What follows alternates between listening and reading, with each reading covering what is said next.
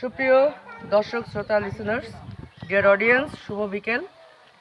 আজকে আমরা এসেছি পাগলা শ্যামনগর উত্তরপাড়া সংলগ্ন আমাদের এই যে গুচ্ছ গ্রাম সরকার থেকে দিয়েছে। এখানে ঘর আছে আনুমানিক না, ঘর আছে কতটি? 70টি পরিবার রয়েছে এখানে, এবং 70টি পরিবার আনুমানিক 1000-1000-এর মতো লোক সংখ্যা। এবং এখানে আপনারা দেখছেন তাদের আরও স্পেস দেওয়ার কথা ছিল, কিন্তু এখানে একটা অবজেকশন হয়েছে, আমাদের আসলে স্পেসটা একটু কম।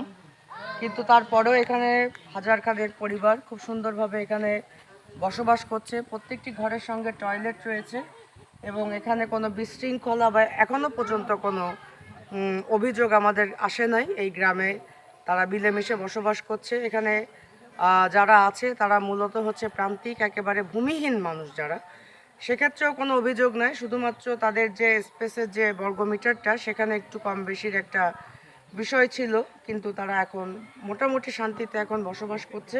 এখানে টিউবওয়েল কি আছে? না, টিউবওয়েল এখনো বসেনি। তো এটা তাদের একটি দাবি, একটি ভালো টিউবওয়েল। এবং এখানে কোনো স্থানীয় মাদ্রাসা আছে ওই পাশে, তবে এনাদের কোনো স্থানীয় স্কুল বা মাদ্রাসার কোনো ব্যবস্থা নেই। তো আমরা যথাযথ কর্তৃপক্ষ এবং আমাদের যে উপজেলা নির্বাহী কর্মকর্তা তার সদয় দৃষ্টি আকর্ষণ করছি। তো আপনাদের সাথে ছিলাম আমি যথারীতি সাংবাদিক ডক্টর নীল, জাতীয় জরিপ চৌকস এবং আন্তর্জাতিক মানবাধিকার সাংবাদিক সংস্থা। ধন্যবাদ সবাই।